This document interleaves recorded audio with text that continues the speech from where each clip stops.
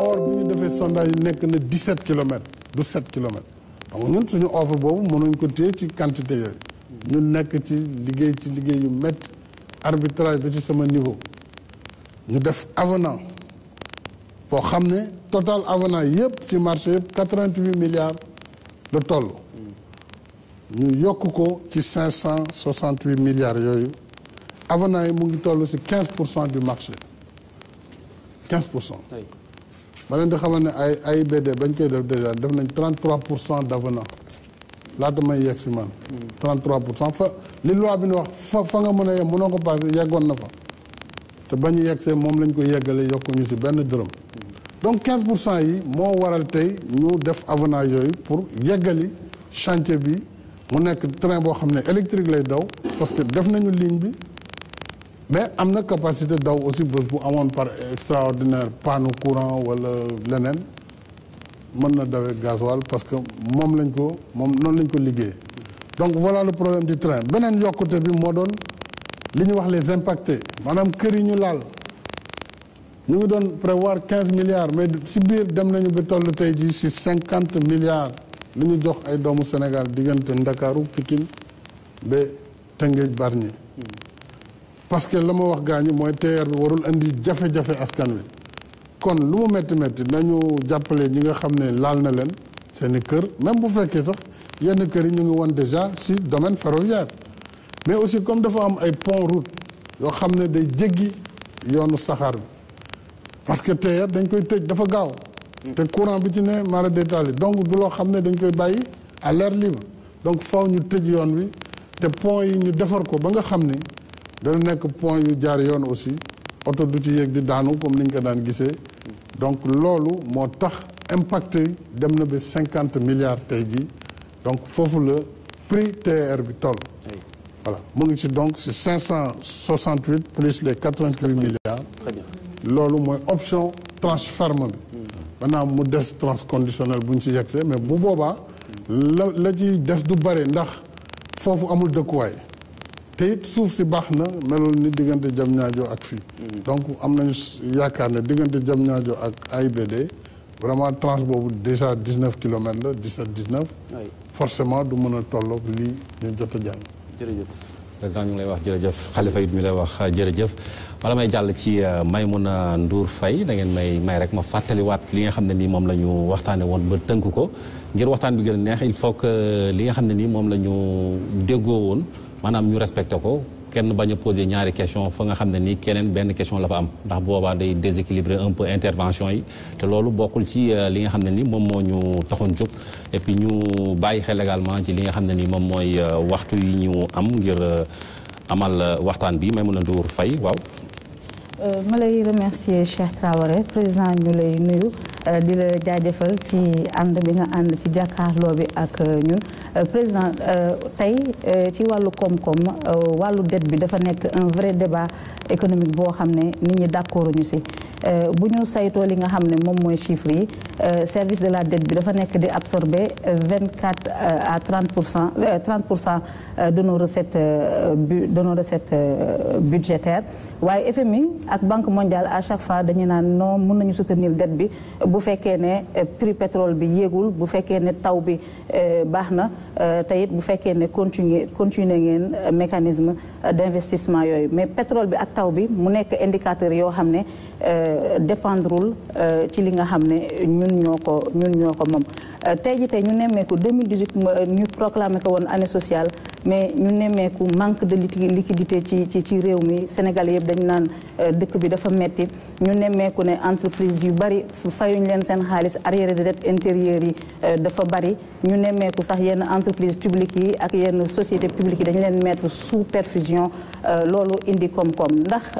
yokk bi nga yokk xaalis bi nga xam ne moom nga leboon mu ngi woon ci 3900 milliards nga ñëw yokk ko ndax nekkuloo di tënk suñu ëllëg ndax 2019 ak 2020 narul gën a metti ba nga xam ne FMI dinañu imposer ay ajustement budgétaire imposer ñu réforme yoo xam ne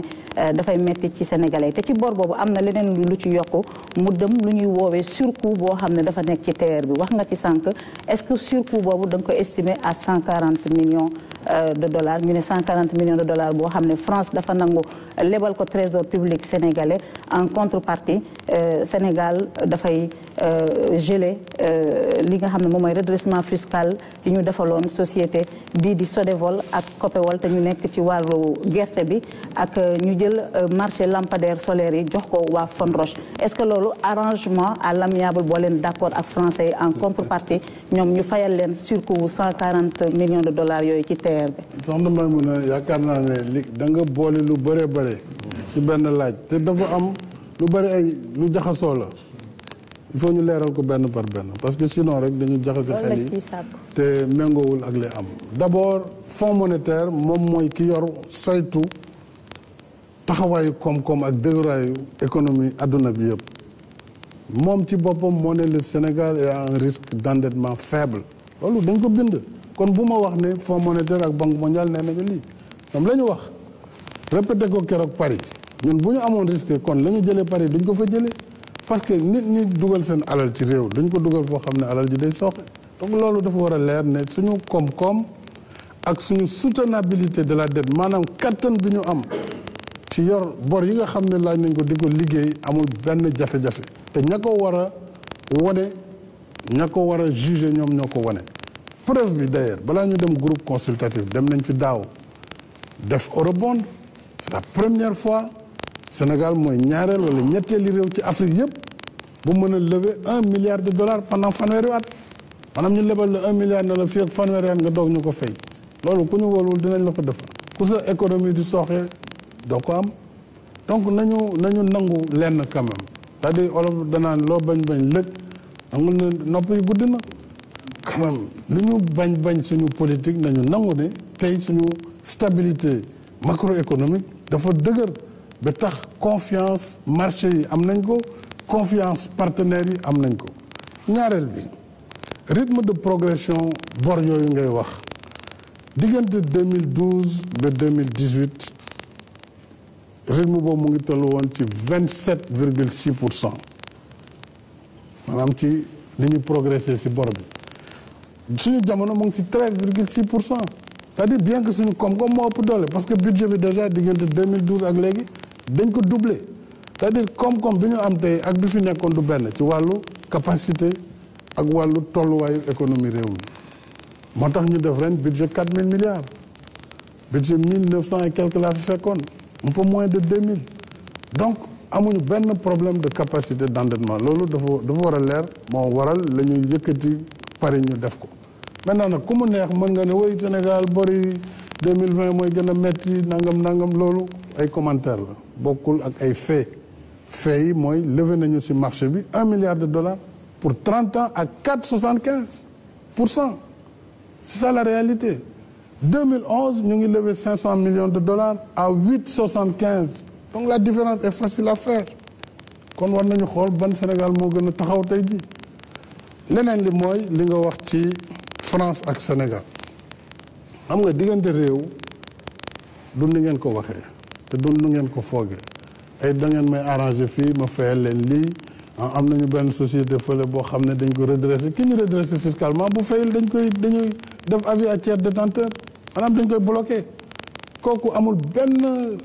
relation bu mu mën a am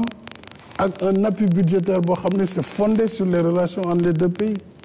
amul benn lien bu mën a am ci loolu donc mun ngeen xalaat France d'abord dafa bokk ci Union européenne bu ko defoon ñu daan ko daan boo xam ne su moytuwul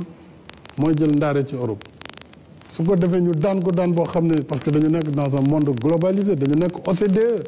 dafa am ay pratiques yoo xam ne ci àdduna bi mënatul am donc nañu xool wax ji te di ko teg toujours vraiment ci lu méngoo ak lu war a mën a am pour revenir TER bi option boobu amee c'est-à-dire réellement ñu analyser parce que ñoom li ñu laajoon ëpp na loolu foofu arbitrage bi moo ko yemale ci 88 milliards yi ma leen wax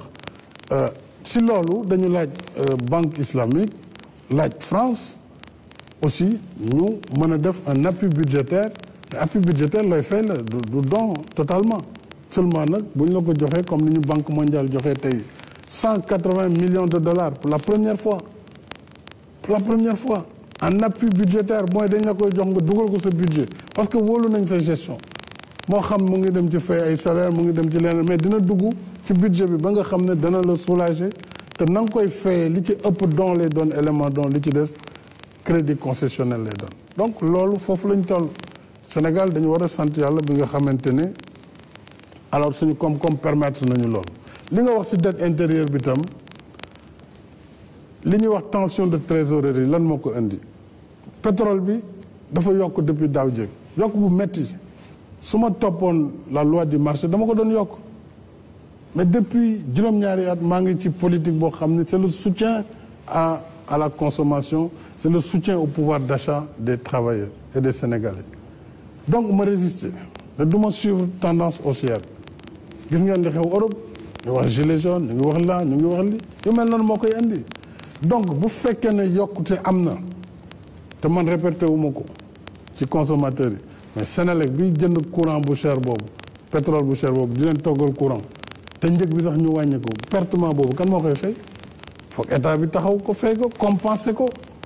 loolu ren mu ngi toll ci près de 195 milliards xam ne état bi moo ko gàddu sinon yow ak keneen yéen a ko waroon fay ñun ñëpp donc loolu nag boo ko defee mu nekk manque à gagner ci sa trésorerie boole ci état bi li mu waroon am ci pétrole bi bu ñu ko jaayee woon njëg boobu dootu ko am bu beneen manque à gagner donc boo amee loolu nan ngay def lu dul réguler say dépenses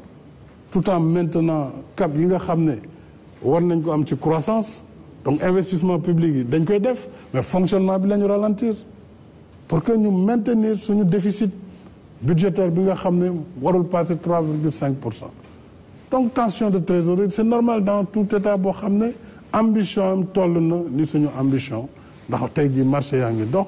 entreprise yaa ngi liggéey bon ñuy wax am nañu tension c'est vrai ñoom ak état bi xam nañ toujours ni muy doxee la preuve dès le 2 janvier ministre des finances dana mën génne au moins 100 milliards yoo xam ne mënu ko woon def ci décembre bi parce que su ko defee rek dina dépasser déficit am donc loolu la ay mécanisme la mais amul benn jafe-jafe boo xam ne am na lu dul jiital pouvoir d'achat sénégalais moo tax loolu fekk ñu mais bu ñu yokkoon prix kay kon loolu du ci am boo am benn problème donc loolu c'est une politique volontariste moo nekk li tax tey jii ñuy waxu tension de trésorerie alors que l'essentiel des dépenses ont été exécutées et les entreprises la dette intérieure va être complètement comblée d'ici le début du mois de janvier. mais da nga opéré virage ndax bor boobu moo tax nga opéré virage. bor ban si la dette en général parce que ba 2014 2015 da nga fonkoon trop lu ñuy woowee politique d'inclusion sociale. nga teg bourse de sécurité familiale nga teg CMU. tey ñu nemmeeku ne bor yooyu mënuñu ko xaalis bi ñu yoral hôpitaux yi mënuñu ko éponger mu ngi toll presque ci 30 milliards waa PNA mënatuñu ñu ngi leen yoral 17 milliards ensuite waa FMI dañuy sàkku ñu arrêté subvention bi à la Sénélec ba pare ñu arrêté li nga xam ne moom mooy gelu prix hydrocarbures yi ndax loolu yëpp bu ñu ko boolee mënuñu craindre 2019 gën a metti 2018 bi nga xam ne metti woon na déjà. bon xam nga d'abord li ngay wax ci bor yi ngay wax c'est normal état day dox di am recette di am dépense léeg-léeg mu am trou léeg-léeg mu remplacer gis loo ñun amuñu alal benn Sénégal gisoo fi loo xam ne dañ ko am denc ko ci banque bi di xaar amuñu ko donc dañuy liggéey au jour le jour pour di satisfaire politique bi ñu taxawal muy politique d'abord de soutien politique soutien ci wàllu njàng mi ci wàllu formation wax naa ko ci wàllu aussi accompagnement des producteurs ñi gën a bëri ci population bi tey béykat yi bi ñu toogee ba léegi njëgu gerte mosul manqué ñeent fukki dërëm ak ñaar mosul manqué fanweer laa ko fekk ak juróom ak ay bon yoo xam ne béykat yi dañ daan indi seen gerte ñu jël ko triturer ko jaay ba pare doo nañ ko rembourser at mi ci topp donc loolu yëpp dafa nekk politique de soutien et d'accompagnement donc dafa am diisaay ci wàllu trésorerie mais trésorerie ak budget du benn mais ci wàllu budget amuñu benn jafe-jafe maintenant trésorerie bi léeg-léeg soo waree def ay taxes wala yokk ay njëg yokkoo ko forcément dina am tension donc le temps que nga mën a dépasser yenn état bi wala am loo lâché maintenant il est clair que suñu yàlla dimbalee ba nga xamante ni non seulement baril bi léegi wàcc na donc tension bi déjà wàññeekul na boppam parce que mu ngi woon ci $80 weer wi ñu génn tey mu ngi ci à peu près moins de $60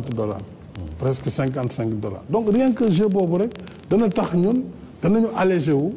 Évidemment on bloque le prix le temps de compenser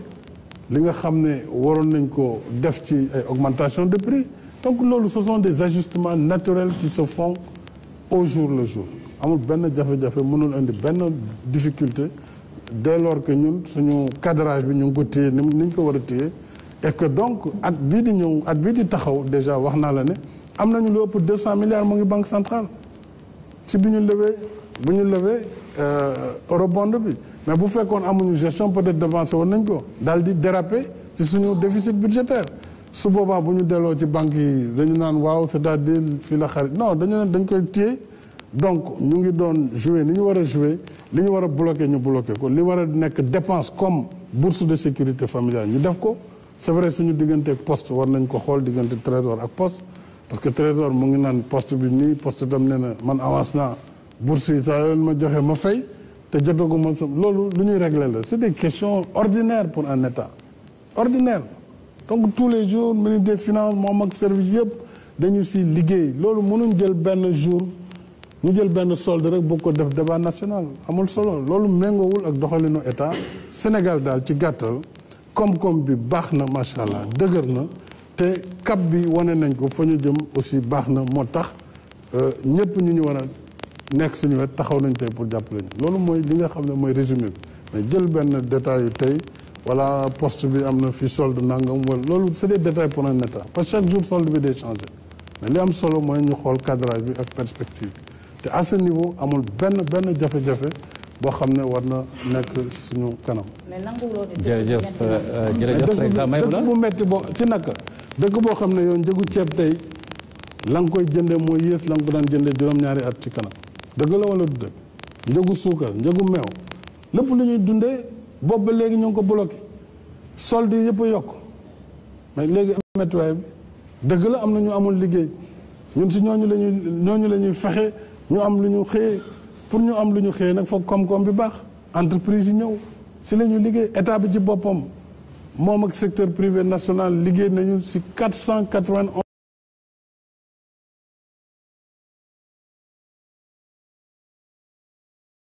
000 emplois net si diggante 2012 ak tey jii 2018 411 000 compte non tenu maanaam te boolewuñ ci emploi agricole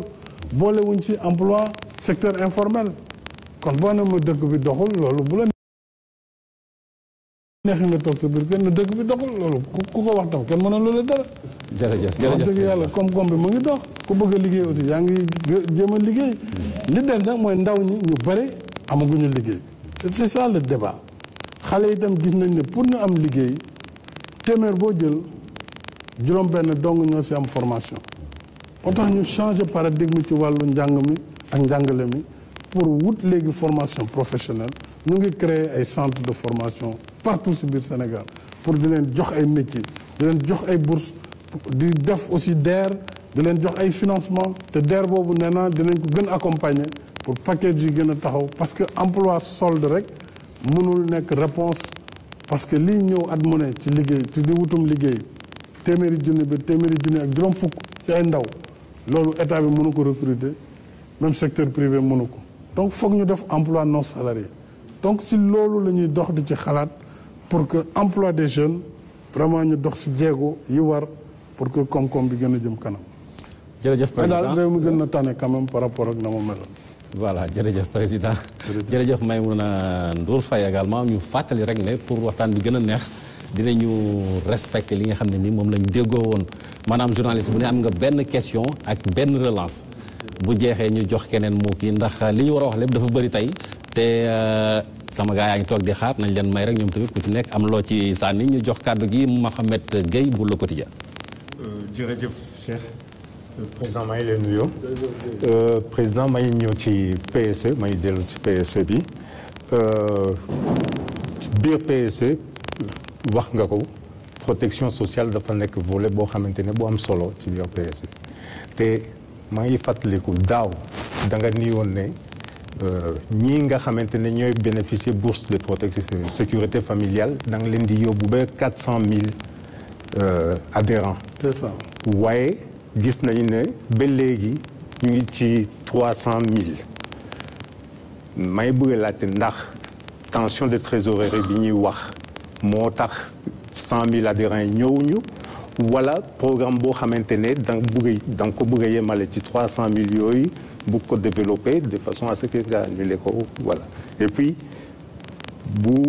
comme que ñu ngi dem ci élection bu yàlla defe ne dénk nañ la réew mi pour 5 ans bi di ñëw est-ce que programme boobu bourse familiale disons carte d'égalité des chances ak CMU yoo xamante ne am na ñoo xamante ne sa biir gouvernement ànduñu ci dañuy yaakaar ne noo yàq xaalis la génn gouvernement bi si minute bi si topp gouvernement président moo koy teg donc politique am la ñu doxal ci biir gouvernement bi waaye programme boo xamante ne day génne xaalis mais dépense la léegi programme boobu da nga koy yeggale wala di ko jërëjëf alors merci beaucoup Bamba d'abord programme bourse yi mooy pour man programme yi bi ëpp solo bokk na bokk ci programme yi ma gën a neex ci li ñuy def ndax solidarité dafa am solo yoonu yokkute boo ko gëstoo 250 000 familles laa ci waxoon mais bi ma ñëwee tàmbali ko ba jot 250 000 yi même partenaires yi bi ma waxtaanee ñoom même fonds monétaire bi nga xam dañu foog du def social nee nañu programme bi yaakaar na ne président mën nga dem 300 000 voire 400 000 donc ñu jël engagement dem 400 000 mais dem programme bi dafa tëdd ci évaluation bu dëgër boo xam ne ANSD moo koy def muy agence nationale de la statistique et de la démographie du ñun ñooy tànn bénéficiaires yi donc comme dañu woon les ménages qui sont démunis statistiquement bi ñu génnee 300 000 ménages yi xam nga boo koy xool presque mu ngi toll ci près de 3 millions disons d'individus pour ñu demoon 400 000 il fallait ñu defaat ciblage génn peut-être gaamu ménage yi nga xam ne dañu leen tuddee catégorie très pauvre par exemple loolu amoon na fa tuuti sooke ñaareel bi ma amaat xel ne mais am na ay villages de reclassement par exemple yoo xam ne defuñ leen ci programme bi j'ai dit à l'agence de la solidarité na ngeen fexe dugal tous les villages de reclassement déjà si 100 millions yi war a ñëw prochainement après complément bi ñu complété ko nu ko statistique bi joxe donc année bi en même temps ma ubbi DER def ci 30 milliards autant que les 300 000 donc amoon nañu benn année boo xam ne demel na année sabbatique le temps ñu def ciblage bi par l'ANSD ba amaat bu baax a baax sur la base orientation yi ma joxe ci village de reclassement yi plus peut-être complément bi ñu ci war a mën a def mais en attendant on a mis plus que 10 milliards pour 10 milliards moo doon financer 100 000 ménages mais def nañu 30 milliards en même temps pour la DER pour jigéen ñi ak ndaw ñi donc du question trésorerie du question option parce que option bi président de la République mooy définir politique du ministre du keneen donc loolu c'est la politique que moi je définis tant que réew mi ñu ma koy dënk programme yooyu day des loolu dafa leer donc amul benn risque pour que ñu yegg peut-être déwén ci 400 000 yi bu ko laajee mais tout dépendra maintenant de comment on va réorganiser le budget parce que xamatuñu day am loi de finances initiale en fonction ci biir année bi mën nañu def beneen loi de finances rectificative mais dinañu yegg ci baaru 400 000 surtout que population bi day yokk assez rapidement donc à ce niveau dama lay rassurer ci loolu. oui quelque part président xeex ndool di may xaalis di joxe ay bourse de sécurité familiale bugg a yokku population bi nga xamante ne ñu ngi profiter ci yooyu bourse est-ce que du aveu boo xamante ne amuñu politique boo xamante ne bu am solo bu mun a xeex ndool pour que nit ñi am possibilité utal leen seen bopp. non xam nga xeex ndool bi combat la boo xam ne du combat wu ñaari at ñetti at juróomi at parce que même réew yi gën a mag dafa am ndool seen biir boo demee Amérique am na ay pauvres boo demee France am na ay pauvres boo demee Chine am la Chine nee na la am na 30 millions de pauvres parce que ñoom ñu ngi ci 1 milliard 300 000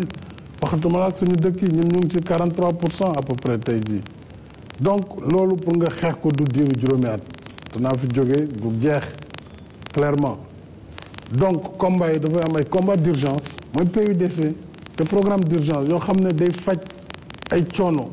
mais structurellement ñu ngi xeex ndóol mooy li ñu wax ci mbéy mi ni ñuy accompagner producteurs yi ni ñuy accompagner éleveurs yi ni ñuy accompagner maanaam pêcheurs yi ni ñuy accompagner industriels yi ak secteur privé loolu à terme ak création d'emploi mooy li tax ndóol di dellu ginnaaw ci réew mais nag en attendant ñi nga xam ne ñoom tey soxla nañ ko dañ leen war a taxaw aussi donc ñun c'est pas parce que ñu ngi ci réewu taax yi ñu foog ne loolu yàq xaalis la au contraire am na ñu muy jëriñ am na ñu muy sauver am na ñoo xam ne dina tax ñu revenir seeni doom jàng peut-être ëllëg tekki ñoom it ñu mën a bokk bu baax a baax ci réew mi donc programme la yoo xam ne c'est des filets sociaux yu am solo ni ñuy defee filets sociaux di jàppale ci gaz bi ni ñu defee filets sociaux ci wàllu retraite yi dañu yokk de plus de 45% les retraites depuis que yàlla indi ñu ci bopp réew mi d'augmentation ensuite ma ne nañu fexe ba à la traite ñi gën a ndaw te li ëppoon si retraité yi presque diggante 10 000 francs la 15 000 20 000 nañ koy yóbbu ba minimum teg ko SMIC 98% du SMIC muy presque 35 000 francs ak lu topp tey jii retraite bu gën a ndaw foofu lañ koy yóbbu loolu yëpp soutien la mooy li ñuy wax le socle de protection sociale loolu mooy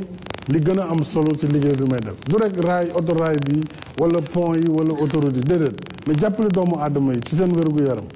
jàppale leen ci retraité yi jàppale jigéen ñi seen wér-gu-yaram jàppale tout tànk yi ci seen programme de vaccination ba nga xam ne dinañ mën dugg ci àdduna ci anam yu gën loolu mooy aussi li nga xam ne pour man bien que libéral la mais libéral social loolu moo ëpp solo ci li may liggéey tey jii parce que yoon yi yooyu yëpp avion yeeg train yi c'est bien mais lépp solo mooy itam nit ñi ñu jàppale leen jàngal gone yi defar dispensaires yi réformer aussi système bi ba nga xam ne ku feebar da nga mën a faju te ku am liggéey tuuti rek dinañ la organiser ba nga mënal sa bopp ci wàllu paj ak wàllu couverture maladie. Mouhamed Gueye jërëjëf ñu jàll ci Daouda Mané Le Soleil. Je vous remercie, Monsieur le Président, tous mes respects. Merci Daouda. Je voudrais revenir un peu sur la même question, rebondir sur la question. Dans la phase numéro 1 du PSE, vous aviez accordé beaucoup d'importance, moi je ne comprends pas, voilà, beaucoup d'importance à la réduction des disparités sociales, territoriales, économiques, etc. Malgré les résultats engrangés par les programmes et projets lancés, PUDC, PUMA, etc., Promoville, il y a toujours des Sénégalais qui demandent une plus large répartition de la richesse. Que répondez-vous à ces gens pour les rassurer? jërëjëf li nga wax mooy daal maanaam bi ñu fi toogee ba léegi lu gën a bëri si suñu liggéey ñu ngi ko def si li ñuy wax gox yi ak gox-goxaan yi ñu fexe ba politique yi yegg foofu loolu itam dafa nekk loo xam ne mooy li ma tuddee équité territoriale maanaam Sénégal mënul yem rek ci dëkku taax yi mënul yem rek ci dëkku yu mag yi mais ñi nekk Fongolembi bi tey soxla nañu bu ñu daan dem te dex boobu nekkoon fa ay nit di ci dee at yu bare bare ñu defal leen fa pont ñi nekk tey Marsassoum dinañ am pont ba nga xam ne guddi wala bëccëg dinañ mën jóg dem boo demee tey feneen ak feneen ay pont ñu ngi ko fay defar ñu ngi defar ay yoon ay latérite et cetera loolu dafa am solo ndox mi aussi xam nga wax naa sànq ci sama message bu dee ci dëkku taax yi ñu ngi toll ci 98% taux d'accès maanaam téeméeri nit boo gis ci dëkku taax yi ñaar ñoo ci amul accès à l'eau potable seen biir kër loolu lu am solo la waaye ci kaw gi dem nañu ba wala dëkku monde rural ñu ngi ci 91%. li tax ñu yegg 91 nag mooy PUDC ak programme yi ni mel mais dugg nañu phase 2 PUDC ba tax na balaa 2025 wax naa accès universel ci ndox accès universel ci courant dëkk yëpp mën ko am tey jii nag am na dëkk yoo xam ne amaguñ ko mooy 9% yooyu ci wàllu ndox mi ñu ciblé nañ ko cartographié nañ ko danañ si liggéey pour que ñoom ñu yegg si na seen xel dal na daal ñu ngi ñëw te bu ñu yàlla kattanale incha allah programme yi ñu taxawal suñu ko teggiwul ñëpp daañu am ndox daañu am courant ci diir bu gàtt liggéeyu jigéen ñi itam dinañu wàññi jafe-jafe yi ba nga xam ne ay machine ñoo koy def benn jigéen dootul soq wala di wol wala di bojj mais ay machine ñooy def loolu déjà tàmbali nañ ko xanaa rek wax leen ñu ngi ñëw ñu ngi ci yoon ñu bañ a yàkkamti trop bañ a surtout ñàkk espoir xam ne programme ñu tëral yëpp pour mën a saafara mbir yooyu la ci dëkk yëpp nag ci biir Sénégal loolu tam moo waraloon acte 3 de la décentralisation ñu tuddee woon ko territorialisation des politiques publiques mais vraiment ñu ngi si bu baax a baax. Daouda waaw kon merci Daouda Mané ñu jàll ci Ibrahima Kane bu TFM. jërëjëf Ibrahima. Sénégalais yi yëpp itam damay des ba léegi ci siège groupe consultatif yëkkati nga ay kàddu xamle ne dinañu supprimer li jëm ci exonération fiscale ci ñi nga xam ne ñoom ñooy cimenterie yi fii nii ci biir Sénégal. lu ni mel ville bu mel ne Rufisque tenir na conseil municipal am daal di sax voté motion de félicitation. waaye nag dëkk bi li muy laaj moom mooy naka lañ ci nar a yeggee ak tamit ndax dinañ ko yaatal ci yenn ONG wala tamit yeneen ñu nekk si yeneen secteur yoo xam ñu ngi bénéficier wu ci exonération yooyu fan nga ko nar a yemale. waaw mbirum exonération yi mbir la bu yaatoo te léeg-léeg sax fonds monétaire comme ñoom dañuy surveiller lu bare ñoom ñooy gën a pressé état yi pour que ñu wàññi exonération yi te muy dëgg aussi. yenn secteurs yi secteur industriel amul benn raison ñu di ko exonérer mais dafa fekk ñoom dañu hérité ci maanaam code minier exonération yooyu parce que code minier comme code pétrolier souvent période recherche dañu leen daan bàyyi ñuy bañ di fay impôt waaye nag ñu jël ko def ko léegi droit daanaka moo tax ma ne leen il faut ngeen di fay ay taxes parce que ciment kuy tabax sa kër da ngay jënd ciment donc jënd ak jaay la il faut que donc ñu fay liñ ci war a fay niñ koy defee ci réew yëpp donc loolu wax naa déjà ministre des finances na woo ñett industriels yi nga xam ne ñoom ñoo ko seq ak gouvernement bi ñu xool noonu lañ koy aborder pour que ñu fay impôt fay ay taxes ni ñu ko war a mën a defee dans un secteur industriel du tere nag partie minière bi nga xam ne code minier moo leen ko mayoon te ñu am ci ay convention ak ay concessions loolu aussi dañu remettre en cause des droits yi nga xam ne am nañ ko ñoom mais ci wàllu industrie bi moom nous sommes fondés à ce que l'activité cimentière puisse payer des taxes et c'est tout à fait normal am na yeneen secteurs yu bare ni nga ko waxee ONG yi bokk nañ ci même les marchés publics parce que tey jii ñun bu ñu defee autoroute mu jar $800 millions normalement bu fekkee TTC la ça veut dire war nañu fay TVA bi mais TVA état bi moo koy fay maanaam moo koy fay boppam donc loolu aussi mbirum mbind la rek c'est une écriture comptable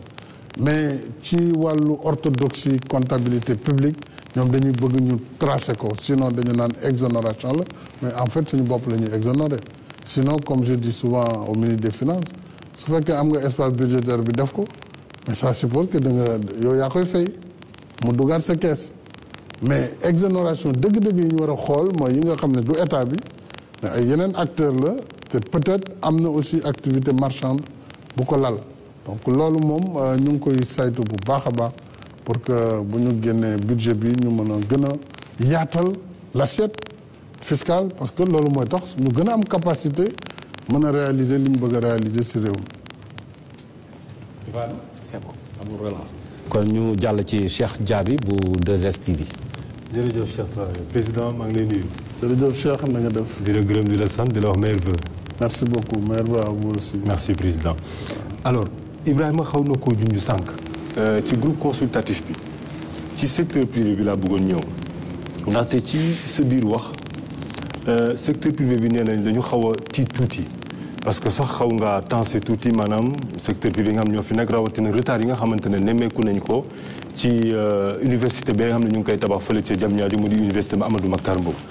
ba donte tàllal nga leen loxo waaye nag aussi nee nga quand même maanaam investisseurs yi dañu gën a ñëw te keroog ku demoon foofu gis na ne investisseurs yu bëri ñu ngi fa woon ñoom ne nañ li ñu bëgg a xam mooy est-ce que maanaam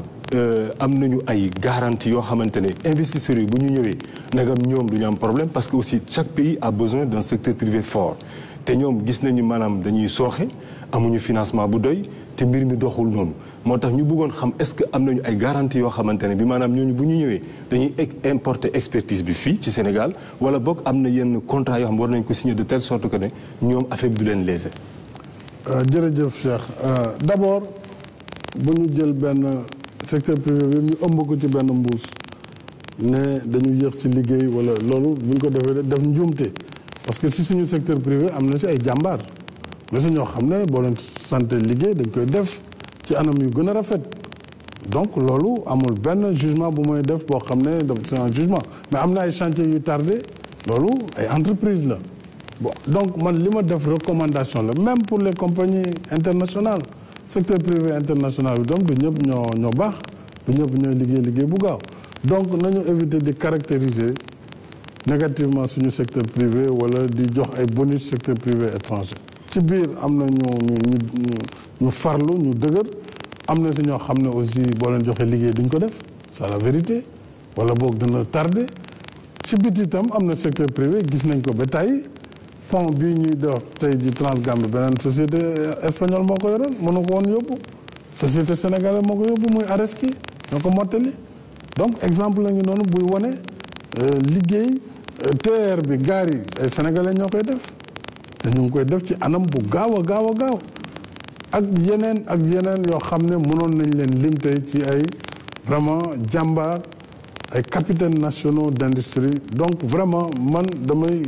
gën a encourager rek suñu secteur privé alors mënuñ wax aussi que si wàllu marché public yi dañ leen léser loolu méngoowul ak li am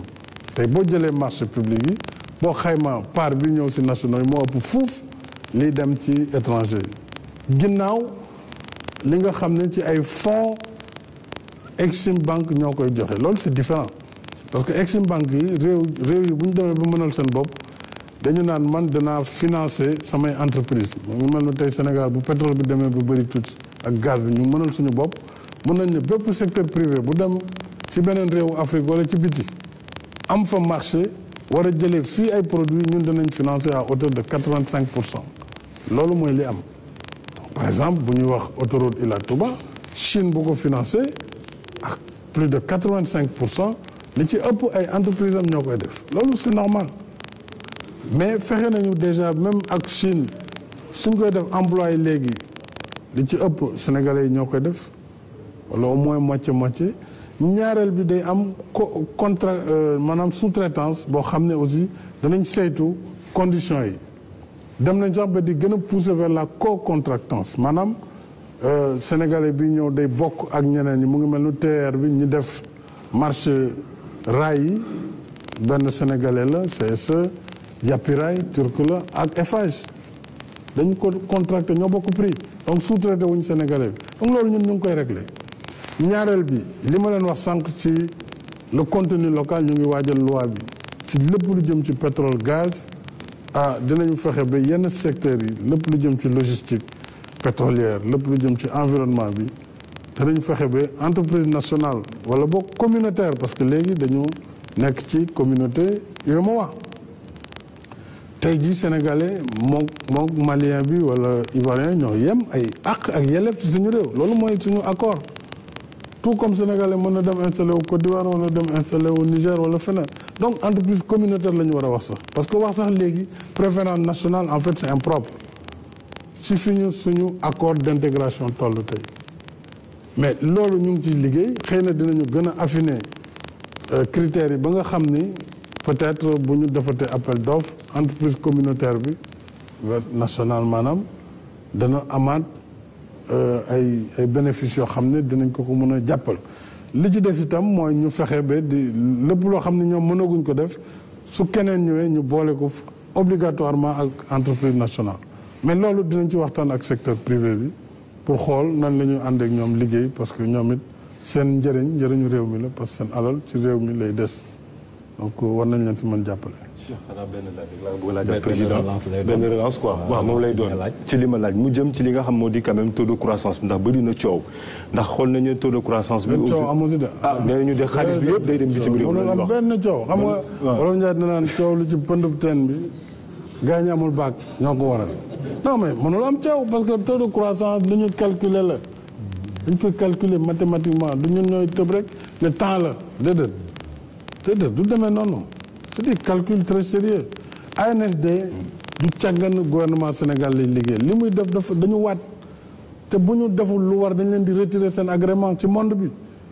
Ensuite partenaires yi chaque ñetti weer Fonds monétaire dañuy ñëw fii lu ne la ñuy càmbar non il faut que ñu nangu bu dara bu nen feeñee nañ ne nene ngi nii suñu taux de croissance su baaxee nañ ko nangu au moins ñu départ maintenant mun nañ discuter si leneen mais bu fekkee fondement yi sax dañ bëgg andi débat ci loolu mais du mën a sotti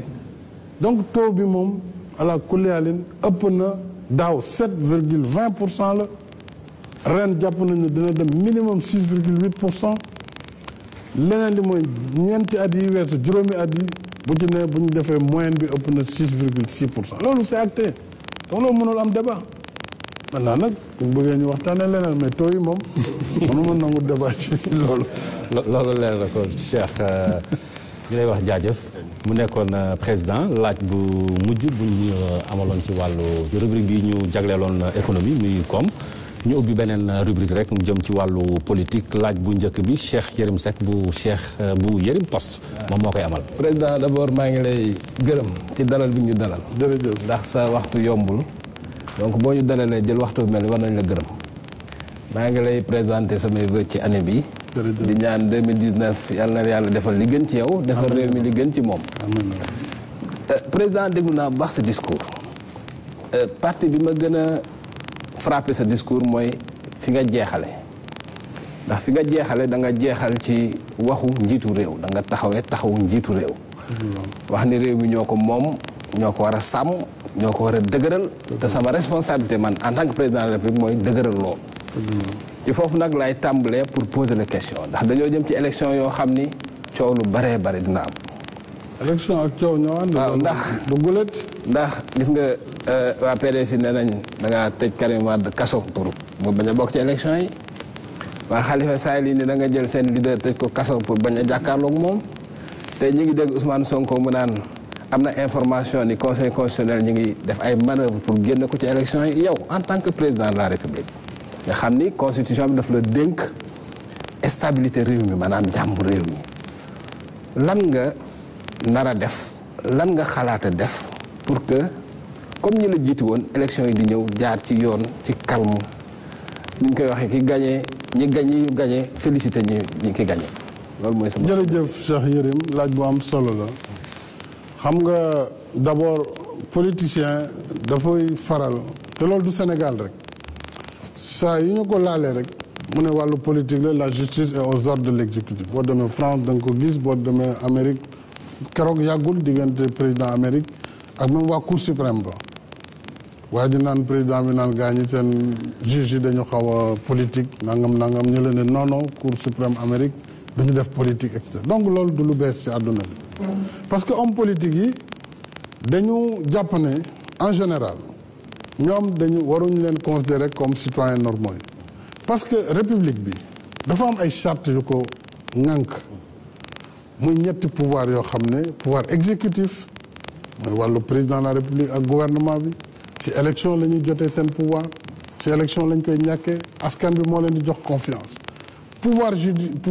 législatif aussi muy assemblée nationale ñooy wote loi yi ñooy contrôler ñooñu tam askan bi moo leen di jox ak pouvoir judiciaire bi nga xam ne ñoom faluñu leen waaye dafa am consensus ñu nangu ne wàllu yoon dañ ko war a dënk ñoo xam ne dañ ko jàng seen xel màcc jëm ci loolu muy ay magistrat ay avocat volontaire jàng droit def jox seen bopp yoon pour di défendre képp koo xam ne woo nañ la ci tribunal ñu taxaw défendre la ak loo mën ci def donc consensus boobu moo tax palais de justice bés bu ne du 1er janvier au 31 décembre dafay am ay cas affaire criminelle affaire commerciale affaire civile bés bu ne tribunal mu ngi àtte waaye saa yu politiciens ñu laal ko ñu ne non magistrats ils sont sous l'influence de l'exécutif non président dafa bëgg a éliminer ay adversaires am man teguma sama bopp fi ma nekk tey ginnaaw kattanu suñu borom askan wi moo ma fi teg ci kaw kóolute ci kaw élection yoo xam ne ba ma fi yegg si du man maa yoroon réew mi donc ki yoroon réew mi laa jàmmaloo gagné ko donc démocrate la gëm naa ne bu fekkee tey sama liggéey doyul sénégalais bu ñu demee élection duñ ma fal aussi simple que ça ñaareel bi gëm naa ni Sénégal suñu système électoral du système boo xam ne mën nañ ko jalgati nekkoon na ministre de l'intérieur opposition bi da doon woy waru ko nekk parce que dafa far muy débat boo xam ne amul sens parce que ministre de l'intérieur ci gouvernement la bokk gouvernement bi dafa am président bu ko jiite bokk ci parti premier ministre am bokk ci parti donc bu ñu taxawee ne ministre de l'intérieur wala bokk ci ay waxu caaxaan la mais système électoral bu Sénégal am na fiabilité boo xam ne tey jii ñun ñi tey nekk ci nguur gi dañu dem élection locale am dëkk yu ñu perte bien que tey majorité dëkk yi ñun ñoo ko yor waaye am na dëkk yu am solo mel na Dakar dañ ko perteroon en 2014 gañewaat ko en 2016 dëkk bu mel na Touba dañ ko perdre 2016 ci référendum bi perdre ko législative à quelques centaines de voix donc bu fekkoon ne élection yi wala système bi mën nga di ko jaxase nu la neexee loolu du am kon ki fi nekkoon yor réew mi dem campagne duñ ko gagné mu dem mu des nag kan mooy bokk ak kan moo dul bokk loolu du man maa koy décider loi bi moo koy décider conseil constitutionnel tey ba ñu demee ci parrainage yi te woote war naa boo leen di fàttaliku kaay leen ñu waxtaan balaa ñoo dem ci élection yi ndax li ñu gis ci localu 2014 muy ñaari junni liste ak juróom-ñaar téeméer yu dem di jàmmarloo kenn mësu ko gis ci démocratie ñu ñëw législative ñeent fukki liste ak juróom-ñaar ba élection yi xaw a yàqu kon nañu xool nan la ñuy demee ci élection yi mu nekk élection yoo xam ne yu transparente lay doon yu apaisé mu am ñu nangu ñëw am ñu nanguwul ñëw ñu waxtaan ci ay weer ba mujj jël benn médiateur muy monsieur Seydou Nourou Ba mu jiite waxtaan bi ba ñu pare ñu ne non loolu du fi amee bref damay gàttal ñu dem ba léegi nekk na loi boo xam ne nee na balaa nga bokk da ngay wuti parrainage kon mënuñ taxaw tey ne président dafay sànq diw wala dafa sànq diw man amul kenn ku ma ragal ci wàllu terrain politique ku dul satisfaction bu ma war a jox Sénégalais yi su ñoo ma fi teg donc loolu waxu politicien la ku am sa jafe-jafe nag ak yoon xoolaatal sa bopp xool lañ lay accuser ndax yaa ko defoo ko boo demee tribunal am nga ay avocat yu lay défendre am na si cas yoo xam ne jàll na tribunal dafa àtte ba pare man ma baale kon damay ragal nit lu tax ma koy baal pour ñu génne ko kaso donc xam nga wax jooju amul sens ki nekk kaso nga baal ko signé mu génn bu ñu taxawee ne danga ko ragal loolu dafa doy waar beneen cas bi nekk comme mu ngi tribunal te dafa am séparation des pouvoirs mënuma si sore parce que mu ngi cour suprême donc mënuma am benn commentaire bu may def tey ci wàllu woowu parce que dañuy bàyyi ba cour suprême pare ba conseil constitutionnel pare parce que même cour suprême bu pare moom yorul dogal boobu wàllu élection conseil constitutionnel la maa ngi leen di fàttali ne 2012 bi coow li bare ci candidature président Wade man dama ne woon bu ko conseil validé danaa dem ak moom élection ñu bëri contre moi ne damay baara yëgoo damay def ma ne leen non su ko conseil bi validé mais il est candidat il faut l'affronter dans les urnes donc posture républicaine boobu ci la nekk conseil bi nag moom mooy validé te it ku bëgg a nekk njiitu réew war nga moytu di jeter l'opprobre sur des institutions comme le conseil constitutionnel lu dul nga am preuve wala pièce boo xam ne lu tegu ci yoon la mais taxaw rek comme ça oui dañ ma bëgg a dóor dañ ma bëgg a éliminer loolu dama yaakaar ne kuy wut réew war nga moytu ndax xam nga ëllëg dañuy nettali toujours te histoire dafay raconté waat ku ne rôle ba nga joué woon te it mar bu mu tax kenn naan petit nan nañ ñuy gore ba yegg si li nga xam ne moom la conseil bi def ñun ñu ngi ànd man en tant que président éliminé nañ plus de 4000 voix si suñu ay parrainage 4100 et quelques voix éliminé pourtant dañ ko préparé très sérieusement ñeenti weer a ngi nii def naa ay commission jiital jigéen ju xarañ ci wàllu saytu politique muy soxna Mimi Touré ànd ak commission bu yaatoo yaatu ñu formé 4600 jeunes formé leen mais terewul à l'arrivée am na ay quand même 4000 et quelques yu ñu éliminé comme joxe woon nañu 1%, nous sommes dans la bonne fourchette kon kenn ku si ne na nga xoolaat sa bopp d'abord ak xool sa doxalin balaa nga wax ne président surtout que président amu ci benn dogal conseil constitutionnel mooy arrêter les listes kooku man aw ma luñ ma si wax lu dul ku ma bëgg a accuser rek waaye nag nangu naa ku ma accuser tam comme maa jiite réew mi ku boot bukki xaj boobu la loolu duma ko bañ ci li voilà ci li ma tontu am na lu ma ci nangu te bind naa ko sax parce que dama ko gëm parrainage bi bu amuloon musiba am. loolu moom après coup il faut qu'on le reconnaisse parce que aussi réew mi mel ni Sénégal nga bëgg a def 100 candidats ci 15 millions d'habitants jaaduwul. léegi nag président dafa am beneen affaire bu am 2012 dafa am yow loo waxoon maanaam bi coow li bare ci affaire Ousmane Ngom dama dégg nga ni Ousmane Ngom mënta doon membre parti démocratique sénégalais. Déedéet wax nga ko président génne ko fu ma ko. Ah bon. Jamais. Moi, j'ai toujours défendu que ministre de l'Intérieur. Waa léegi. Man, j'ai été ministre de l'Intérieur étant PDS. waaw mais yow j'ai toujours combattu ñuy wax politique warul nekk ministre de l'Intérieur. waaw léegi dama la bëgg a laaj. waaw. xam nga 2012 bi wax ji bare Abdoulaye Wade dafa am lu mu def. dafa jël élection yi na ko doññat ci Ousmane Ngom jox ko Cheikh Gueye mu organiser ko. est-ce que pour bañ wax parce que yow li président wax nga ko nee nga élection Sénégal kenn mënu ko sàcc de toute façon que nga Aly Ngouille Ndiaye def ko wala keneen def ko moo yem. donc est-ce que pour jàmm pour dalal doo jël élection yi nangu ko ci Aly Ngouille Ndiaye jox ko keneen koo xam ni doy na xelu ñëpp. du ma ko def parce que gisuma lu tax ma war ko def xam nga man nekkuma fi aussi pour di satisfaire ay désiru ay nit.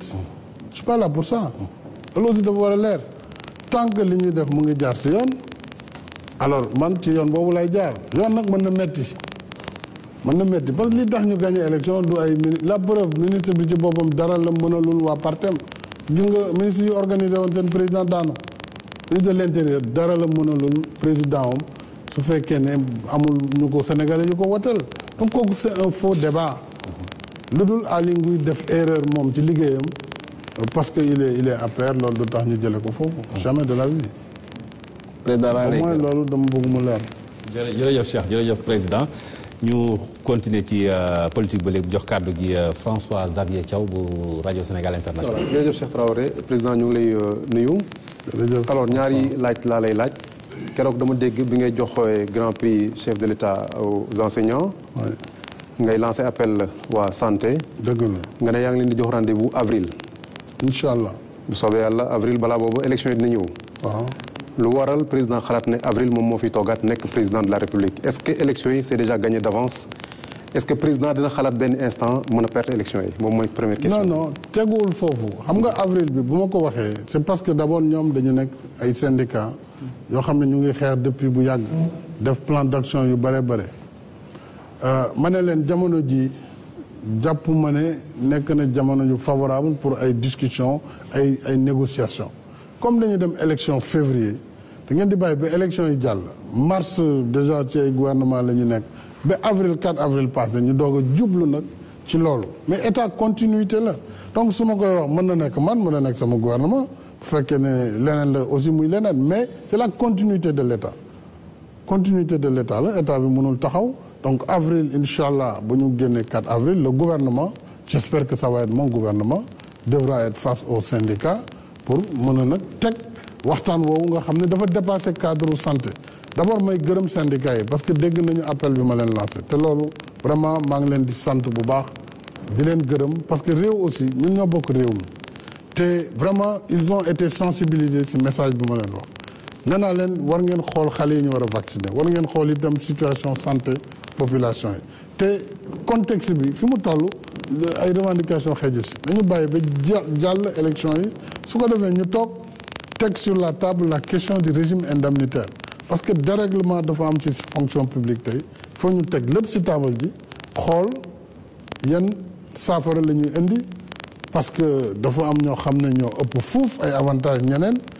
loolu yëpp ñu xool nu ñu koy càmbare te du dégrader aussi fonctionnement état bi ak cadrage macroéconomique donc loolu incha allah gouvernement bi dox wàllam mais bu jotee tam syndicats yi ak partenaires sociaux yëpp ak waa au conseil du dialogue social ñun ñëpp daañu ci liggéey ak même partenaires yi pour indi ci ay saafara mais daal maa ngi leen di sant bu baax a baax ci dégg boobu parce que buñ ko defuloon it peut-être mënoon na metti mais du tax ñun ñu mën a revenir jamono ji di indi ay satisfaction mais buñ ci génnee danañu étudier question yooyu convenablement. waaw jërëjëf président sama ñaareelu laaj bi mooy keroog da nga def interview France 24 nga wax ci cas yi nga doon wax sànq muy Karim Wade ak Khalifa Sall nga wax ne xëy na boo faluwaatee yaa ngi xalaat dem ci amnistie ma dégg sa ministre conseiller de la communication El Hadj Kassé mu ne question boobu nekkuloon ci protocole d'interview waa France 24 ma xalaat ne xëy na question bu la bett la ndax réponse boobu nga joxee réponse la boo xam ne idée boo xam ne daal jàpp nga ko dogg nga ne bu ñu la falaatee dañu dem ci amnistie. xam nga yéen taskatu xibaar yi kenn mënu leen sóoraale parce que doo xam mukk foo leen di fëlee donc question boobu dañ ko posé bu ñu la ko posé itam da ngay tontu li nekk sa xel dama ne leen loolu pour le moment c'est pas à l'ordre du jour parce que tollooguñu foofu mais li wóor ba wóor mooy bu ñu yàlla dimbalee ba man sénégalais yi yokkaat ma seen confiance day nekk beneen président bu bees même bu fekkee même nit ki la nekk beneen perspective du ñàkk su boobaa ñu ni may lancer appel à tout le monde xëy na ñu demander parce que amnistie du président moo koy joxe président grâce lay joxe amnistie c'est le pouvoir parlementaire c'est l'Assemblée nationale mais ba tey président mun na nekk le chef de la majorité donc bu ñaanee majorité am xëy na mun nañ ko ko may donc loolu bu fa yegsee te conditions yi maye ko amaan na tout est possible mais je ne dis pas que ci loolu lañ jëm c'est pas du tout mon propos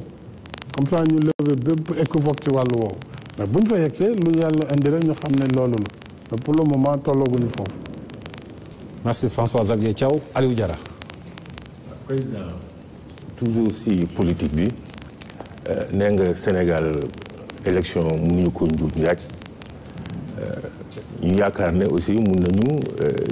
supposer ne mun nañu la mettre en ballottage soo demee deuxième tour est-ce que di nga ko nangu ñaareel bi mooy soo gañee sa dernier mandat la est-ce que mun nga wax sénégalais tey yow ñaari mandat ngay yem. jërëjëf alors d'abord mbirum premier tour ak deuxième tour askan wi moo koy joxe ci confiance du président mooy bëgg wala mooy bañ ñu dem deuxième tour ñu daane leen du woon seen sago donc amul looy nangoog looy bañ mais ñun dañuy sabablu suñu borom daf la wax nga sabablu suñu sabab mooy gagner premier tour parce que gis nañu ne ci Afrique lii yombal liggéey njiitu réew mooy gagner premier tour parce que dañu gis ne fi président yi di ñàkkee yëpp dañuy dem deuxième tour su ko defee gagner xam ne kat bu ñu la waree ndombo ñu daal di la galgal nga daanu donc forcément comme dama bëgg a gagner kay man sama ay stratégie dama koy teg pour gagner au premier tour c'est pour tout à fait possible te jàpp naa ne ñu ngi koy liggéey mais mu def nag yàlla moo yor ndam aussi sénégalais yi ñooy fal ci kaw nga doy leen li nga jot a liggéey doy leen ñu xool réew mi kan lañ koy teg ci loxoom su boobaa ñun ñu wane la ñu mëneegum ak la ñu jot a def ak fa ñu bëgg a yóbbu réew mi donc loolu nekkul ci samay loxo man daal li ma waroon def lépp ci kattanu borom bi def naa ko ci liggéey ci être au service du pays loolu am man mënuma def leneen li ci des nekkul ci sama ay loxo ci loxo askan wi la nekk ak loxo suñu borom donc awma ci aussi problème awma ci benn souci parce que def naa li ma war a def sama gis-gis kon moi je vais aller vraiment l'esprit tranquille dans ce combat bien sûr pour gagner dama ci dem ak loxo yaafus damay dem pour gagner premier tour di des nag premier tour le 24 daane leen mu jeex loolu mooy li ma bëgg man di ñaan yàlla mu jàppale ma ci léegi loolu bu amee ñaareeli aspect bi fàtte naa ko la ndax li ma dog deuxième et dernier mandat. oui c'est clair que constitution bi man maa ko bindul bi ñu defee dañu ramener mandat bi de 7 à 5 ans dama ne le mandat est de 5 ans renouvelable une fois dama yokk ci beneen clause boo xam ne c'était pour tuer ce débat mais comme le débat persiste toutefois nul ne peut faire plus de 2 mandats consécutifs si je suis réélu ça veut dire je fais un mandat donc man ci sama li ma jàpp ak li ma gëm mooy bu ñu ma falaatee j'ai fait mon second mandat de 5 ans te nekk 7 plus 5 il faudra partir c'est ça l'option fondamentale bien sûr c'est ça la constitution maa ko bind maa ko proposé maa ko woteelu donc foofu lañ toll mais malgré clause yooyu yëpp quand même le débat persiste loolu mooy li ma ci jaaxal kon nañu réglé gum suñu wàllu deuxième mandat comme deuxième mandat la ñu wax tey. woon lu leer. wax lu leer. leer na le débat persiste. mais est-ce que leer na léegi leer na boobu. voilà waaw kon alhamdulilah jeex na kon baax na. baax na kon Khalifa Diakhaté iRadio. emedia.sn. c'est important le site emedia.sn. alors président xam nga tey dafa doon guddi gu am solo guddi goo xam ne daanaka war nañ la si ndokkeel waaye war nañ si ñeewantal parce que am na lu bari lu Sénégalais yi sax ku nekk fa nga toog xalaat nga ko président de la République ñaari xel ñooy jàmmarloo ci jëmmam ñaari xel yooyu muy xelam président de la République xelam candidat à la présidentielle noo leen àttee bu dee jàpp nga ni réussir nga ci àtte bi noo leen àttee. loolu genre cax la xam nga nag man tukulóor la mais léeg-léeg wolof bi dafay xaw a doy waar ni ma ko posé mais ñaari nit yooyu yëpp dañu daje si kenn ci genn jëmm ji muy jëmmu président de la République loolu moom da nga koy exercer jusqu'au bout c'est-à-dire jusqu'au renouvellement du mandat du président de la République parce que président de la République permanence la c'est une institution donc loolu nga nekk candidat bañ a nekk candidat fonction boobu day nekk une fonction permanente fonction garant de l'indépendance nationale, garant de la sécurité nationale, garant de plusieurs choses que la Constitution a définies. Loolu nga nekk candidat bañ ko nekk te le président de la République da nga koy assumer candidat bi tam diir la rek bés bu conseil arrêté ne candidature yi bokk naa si et que donc ubbi nañu ko diiru fanweeri fan ak juróom la avant le scrutin donc loolu yàggul après ñu xool scrutin bi lu muy joxe su yàlla defee ni ñu ko bëggee ñun ñu am ndam par la confiance des Sénégalais parce que liggéey bi ñu tàmbali gis nañu ne teg nañ ci seen bët te xëy na bu ñu jàppalee mooy gën a gaaw parce que li ñu war a def yëpp tracé nañ ko bind nañ ko coppee yaa ngi fi su boobaa tam day nekk continuité mais président de la République bi moom daf fi nekk ba jamono ji muy passé waate ay lenge donc mooy moom loolu moom du am benn jafe-jafe dama koy assumer. yomboon na wala yombul woon pour àtte bi. non yomb na si kaw boo comprendre rôle bu ci ne lan moo war a nekk taxawaayam. très bien. donc loolu mu ngi dépendre dernière question mooy comme dañuy politique bi mën nañ si dugal éducation bi. wàllu njàng mi ku nekk xam na ni koppar yu bari ñu ngi see dugg teewul instabilité bi moom. daanaka moom moo si gën a fës. fan yi rek xale yi ñu dénk école privée yi dàq nañu leen ba ñooñu nee nañu am na sax calendrier bu ñu leen rëddal ne calendrier boobu nii lay tëddee wala xale duñ dugg si école yi. donc nan lañu war a taxawee pour koppar yi ñoo dugal ci éducation bi njeexital li doon njëriñu réew mi doon stabilité parce que éducation lu am solo la ci réew. xam nga li nga wax léegi dafa fekk ngay def lu baax coono bëgg la si fekk moo ñu dal. parce que li ñu def ni du obligation pour état bi mais am politique gu yërmande ak politique sociale moo tax si 2013 ma ne comme université yi duñ mun orienter étudiants yëpp nañu jël à peu près 5000 étudiants yu desoon ci année boobu jëm 6000 ñun ñu fayal leen ci école privée yi nga xam ne CAMES reconnaître nañ ñu def ko 2013 mu nekk succès te xale yi tuddee seen bopp Macky Family ñu dem 2014 mu yokk ba lim bi ëpp parce que bu ñu ne 5000 6000 ñu xëy toll ci 15000 16000 évidemment budget ba ñu amoon wala même plus de 20000 budget ba ñu amoon dootul doy pour fay wàllu woowule muy scolarité xale yooyu la donc ñu ngi koy résorber ministre des finances waxtaan na ak borom école yi. ñoom it nag dama leen di wax ay partenaire état bi lañu donc nañu xool nu ñu def waruñu rek parce que am na tuuti paiement bu manqué ñu naan dañu dàq xale yi du mën a demee noonu donc def nañu benn échéancier pour résorber d'ici la fin du mois de juin je pense 2019 jëm en tout cas oui fin loi de finances rectificative prochaine gap bi nga xam ne am na mais gap bi suñ si taxawul day yokk te li ma constaté quand même mooy université itam dañu wàññi léegi seen loxo ci orientation yi loolu nag du mën a nekk wax naa ko ministre Mary Teuw Niane ginnaaw moo ko félicité ci liggéeyam du ñu bàyyi nag université itam di jël lu leen neex ci orientation parce que su boobaa ñañu war a yóbbu ci privé yi day bëri te loolu du rôlu état donc il faut que ñu veiller à ce que les universités publiques orientent le maximum l'université virtuelle oriente le maximum su desee su fekkee suñ politique sociale mën na ko ñu continuer ko mais amul benn réew booy gis loolu état di fayal des étudiants dans le secteur privé ça n'existe pas kon nag ñun kay buñ ñu santul ci loolu waruñu si xarab mais dafa fekk démographie bi moo demee noo xam ne ak prévision yi ñu defoon parce que aussi dañu resserrer tuuti orientation yi parce que bien sûr université Dakar dafa bëri woon étudiant yeneen université yi dem dañu bëgg maîtriser seeni effectif mais il faut que loolu yëpp ñu tegaat ko waxtaan ci ba nga xam ne li ñu war a def daal daañu ko def mais c'est une politique qu'on va poursuivre en tout cas mais dans des proportions soutenables voilà. voilà jërëjëf président jërëjëf Khalifa Diakhaté iRadio eMédia.sn waaw mu ngi noonu kenn du mer ñu jàll ci Daouda Mané Le Soleil. Monsieur le Président, j'ai deux questions. La première, ça concerne l'éducation, particulièrement l'enseignement supérieur, où il y a une question d'adéquation, formation, emploi. Vous avez xam naa say wolof dafa mel ni sama yos. mais boo ko si mënee tënk nga bàyyi français bi. waaw parce que débat bi wolof la. président dina ko woon traduire. dinaa ko dimbale ma. kon ay ci bokk. Voilà, je parlais de la question de l'adéquation formation-emploi. Ouais. Vous aviez lancé beaucoup de réformes dans l'enseignement supérieur, dans l'éducation et la formation.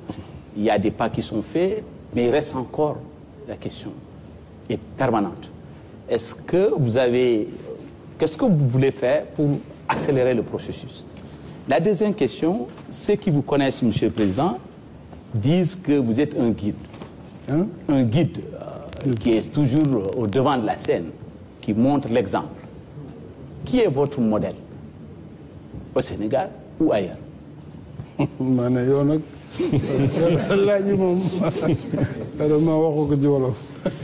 waaw bon réforme yi nga wax maanaam yi ñu jot a def ci daara yu kawe yi muy université yi nan la ñu def ba yeggali ko loolu tam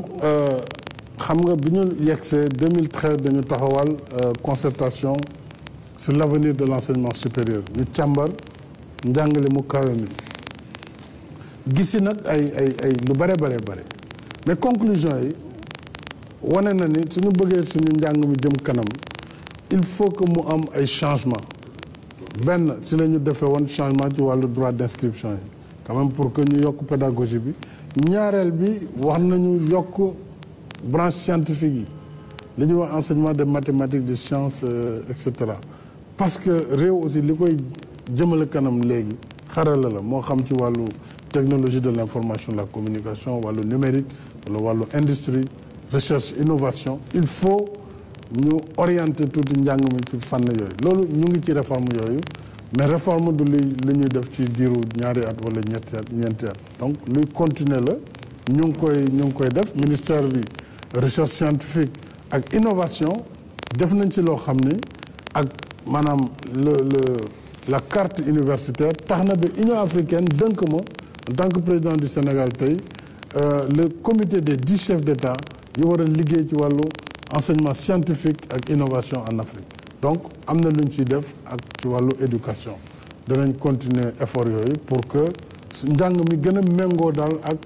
koom-koom bi nga xam ne tey moom la PSE di def ñaareel bi tam ci wàllu modèle lu jafe la waaye bu fekkee ci wàllu àdduna maanaam ay penseurs économiques wala politique daan naa naw Mandela ci li mu wone ci mën a muñ sunu borom léeg-léeg dañ naan inna Allaha saabiriina dafa bëgg way muñkat yi nit da nga war a mën di muñ même bu situation bi méttee waaye duñ ne la cuuj rek ngay yuuxu loolu du yëfu góor warul doxee noonu moo waxee góor nag góor ak jigéen a ci yem nit dafa war a am capacité de résilience Mandela bañ ko ne war nga génn nee na li ko gënoon metti ci ay xalaat mooy dana génn waaye bu bàyyiwul li ci xolam foofu mu nekkoon dana continuer nekk prisonnier même bu fekkente ne génn nañ ko ci kaso bi bu Robert Island te nit ñu bare kaso boobu ci la ñu nekk ndax li nekk seen xol donc ñun ñëpp dañu war di fexe suñu xol yi ñu koy giifal di mën di baale di mën di fàtte di mën di jéggale dafay bokk ci lu lay gën a en tout cas dimbale ci sa diggante ak doomu aadama yi loolu modèle la boo xam ne léeg-léeg dinaa ci bàyyi sama xel moo tax aussi souvent mën naa bañ a jubóog nit waaye bu jàllee wax dëgg yàlla damay fàtte loolu fexe jéem a ubbiwaat page bu bees loolu dafa am solo am na aussi yeneen penseur mais bon ci Sénégal comme wàllu politique moom fi mu nekk daanaka sëriñ daara laa ci donc wax dëgg yàlla léegi moom amatuma ay modèles yu may copier. merci beaucoup. ok jërëjëf président Daouda jërëjëf yow tamit ñu jox Ibrahima Kane bu Télé Futurs Médias. président man li may njëkk a laaj may mun a sànq junj na ko mu di atum 2018 dafa doonoon at boo xam ne da nga ko déclaré woon solennellement une année sociale. mais bu ñu seetloo boo xoolee front social bi pratiquement lépp nekkoon en ébullition te secteur yu am importance dañuy yëngu lu ci mel ne santé lu ci mel ne éducation ndax au vu de tout ça boo xoolee yow à l'heure du bilan est-ce que vous avez le sentiment d'un devoir accompli ñaareel question bi wax nga ko léegi ci say kàddu mu jëm ci ndongo yi ñu orienté ci privé yi ne nga du woon obligation au départ ils étaient juste 5000 ñu nee nañ leen jàppale fayal leen ndax loolu bi ngeen koy def projeté wu leen ci avenir xool ne lii bu ñu ko naree def dans 5 ans 10 ans lan la ñuy war a mën a jural ndaxte ku ne état it xam ne anticipation la ak projection ak yooyu ndax loolu yëpp defoon ngeen ko balaa ngeen koy commencé. jërëjëf xëy na ma tàmbalee ci aspect boobu bañ koy def xalaat nañu ko projeté nañu ndax ñu ngi doon tabax ñaari université yu bees pour ñun balaa université yi pare ñaari université de 30 000 places bu nekk muy 60 000 capacité 60 000 étudiants. comme diir bi dafa war a nekk ñaar ba ñetti at même bu fekkee retard am na loolu kon bu université Makhtar Mbow pare daanaka mën na absorber loolu université El Hadj Ibrahima Niass bu Kaolack aussi naka noonu bu ñëwee donc dañu dépasser situation boobu mais nag population bi day màgg moo tax aussi ñu créer université virtuelle du Sénégal te tey Union africaine mu ngi koy def modèle en Afrique parce que njàng mi tey ak développement xarala yi muy les nouvelles technologies wane na ne soxlaatul nit ñëpp di dem ci benn bërëb benn amphithéâtre toog jàng benn professeur ñëw ay 2000 étudiants loolu ça va être dépassé tey boo xool réew yu mag a mag yi nit ñi dematuñu ci cours yu mel noonu mën nga sa biir kër sa oto foo toll accès internet nga mën gëstu si loo bëgg ci àdduna bi loo bëgg rek mu ngi ci internet donc njàng mi tam noonu la war a demee ci kanam donc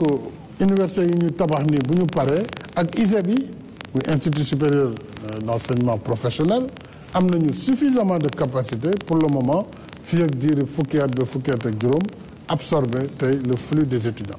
donc sóoraale woon nañ ko bu baax a baax laaj bu njëkk bi waxoon nga ko c'était à propos de année sociale 2018 année sociale voilà année sociale bi tam mais ñu ngi ci bu baax parce que booy xool li ñu joxe ci filets sociaux